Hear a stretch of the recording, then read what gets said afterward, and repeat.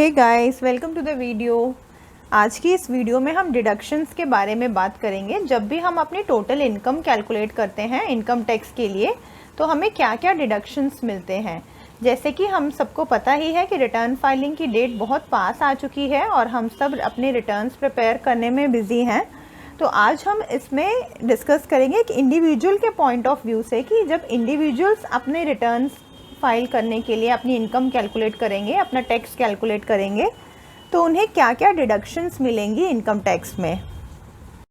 तो सबसे पहले हम थोड़ा जान लेते हैं कि जब इनकम टैक्स की बात आती है तो इनकम टैक्स में जो डिडक्शंस है वो चैप्टर 6A में दिए हुए हैं और सेक्शन 80C टू 80U के बीच बहुत सारे सेक्शंस हैं जिसमें इंडिविजुअल्स को डिडक्शन मिलती है। और ये डिडक्शन हमें मिलती है, कुछ डिडक्शंस होती है हमारी इन्वेस्टमेंट्स पे, जब हम इन्वेस्ट करते हैं तब मिलती है, और कुछ होती है एक्सपेंडिचर पे।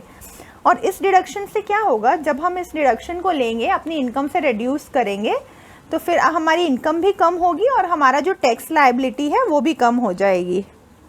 देखिए, जैसे हर एक्ट, हर प्रोविज़न के पीछे कुछ रीज़न होता है, गवर्नमेंट का भी कुछ मोटिव होता है, इसलिए वो एक्ट आता है, वो प्रोविज़न आता है।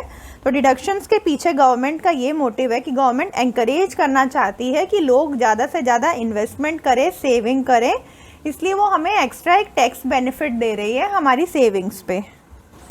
बस एक बात हमें नोट करनी है कि जो न्यू टैक्स रिजीम को ऑप्ट करेंगे, एक नया टैक्स रिजीम जो आया है, उसमें आपको ये सब डिडक्शंस नहीं मिलती है। उसमें सिर्फ एक डिडक्शन मिलेगी जो NPS होता है, वो भी एम्प्लॉयर के कंट्रीब्यूशन की ही डिडक्शन मिलती है।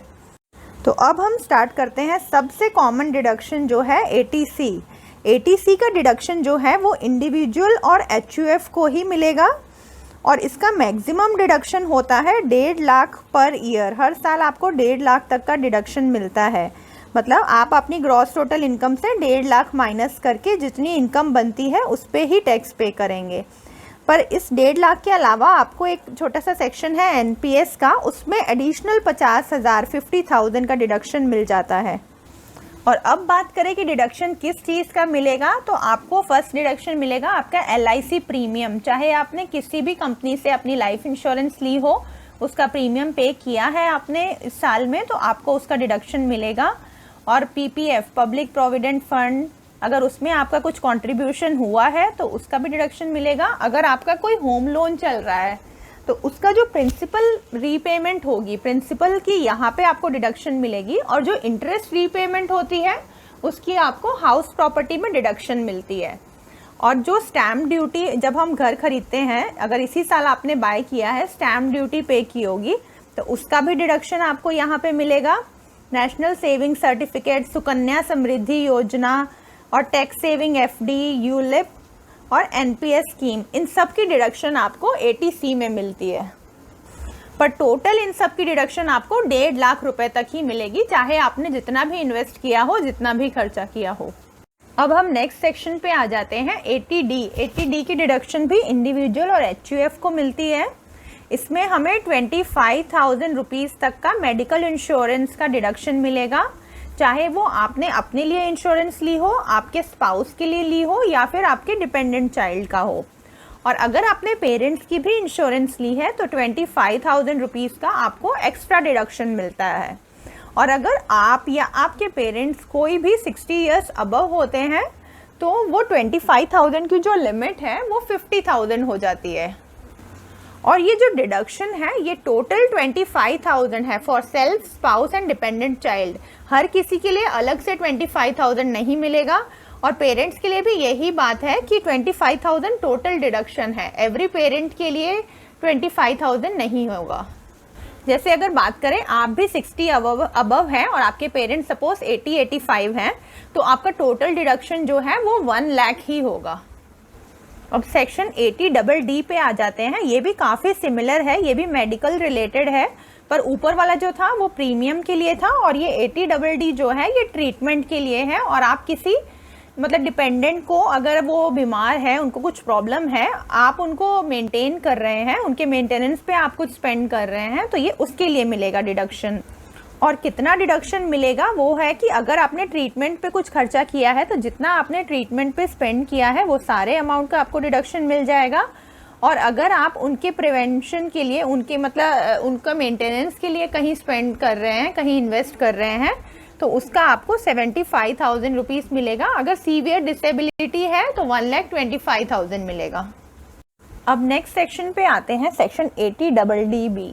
ये है मेडिकल एक्सपेंडिचर का। पहले हमने डिस्कस किया था मेडिकल इंश्योरेंस का, फिर हमने डिस्कस किया किसी डिपेंडेंट को कुछ डिसेबिलिटी है उनका, और अब हम डिस्कस कर रहे हैं मेडिकल एक्सपेंडिचर आपने किया है, कुछ खर्चा किया है, तो उस सेल्फ और डिपेंडेंट रिलेटिव दोनों के लिए मिलेगा। और इसमें आपको मिलेगा 40,000 रुपीज़ तक का डिडक्शन, और अगर सीनियर सिटीजन पे किसी पे खर्चा किया है तो 1 लाख रुपीज़ तक का डिडक्शन मिलता है। और नेक्स्ट भी मेडिकल रिलेटेड आते हैं सेक्शन 80U पे। अगर किसी को कुछ सीवियर डिसेबिलिटी है तो उसे 1,25,000 तक का डिडक्शन मिलेगा, और अगर कुछ नॉर्मल थोड़ी बहुत डिसेबिलिटी है तो 75,000 तक का डिडक्शन इसमें मिलता है। अब हम नेक्स्ट डिडक्शन पे आते हैं, जिसका सेक्शन है सेक्शन 80TTA। ये डिडक्शन इंडिविजुअल और HUF को मिलेगा, और ये इंटरेस्ट इनकम पे मिलेगा। आपकी जो भी इनकम है आप पहले उसको ग्रॉस टोटल इनकम में ऐड कर देंगे, उसके बाद इतनी लिमिट तक का आपको डिडक्शन मिलेगा। सेक्शन 80TTA में आपको 10,000 रुपये का डिडक्शन मिलेगा।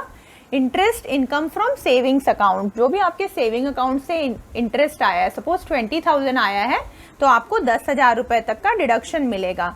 और ये सिर्फ सेविंग अकाउंट के इंटरेस्ट पे है, FD और RD के इंटरेस्ट पे इसमें डिडक्शन नहीं मिलेगा। और अब आते हैं सेक्शन 80TTB पे। अगर वो इंडिविजुअल और HUF का कोई मेंबर सीनियर सिटीजन है तो वो 80TTA में नहीं TTB में कवर होगा, और इसमें उन्हें 50,000 का डिडक्शन मिलेगा 10,000 की जगह। तो ऑब्वियसली अगर आपको इसमें डिडक्शन मिल रहा है तो आपको ऊपर वाला एडिशनल 10,000 नहीं मिलेगा।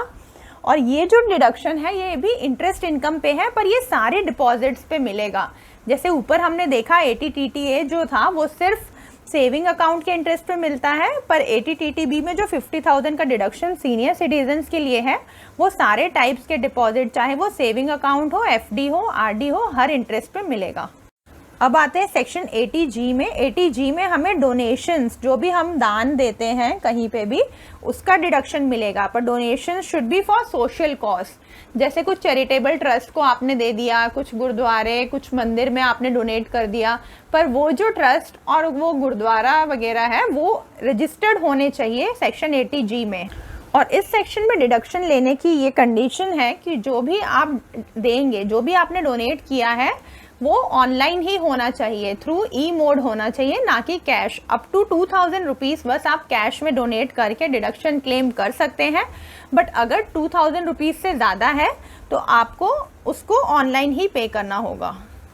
अब जो नेक्स्ट सेक्शन है 80GGB और 80GGC, ये भी पॉलिटिकल पार्टीज को डोनेशन के लिए बनाया हुआ है। इसमें भी आपको फुल अमाउंट का मिलेगा डिडक्शन, पर डिडक्शन की यही कंडीशन है कि वो कैश में नहीं होना चाहिए। जो भी आप डोनेट करेंगे वो आपके बैंक अकाउंट के थ्रू होना चाहिए, सो दैट गवर्नमेंट का उस पर ट्रैक रहे।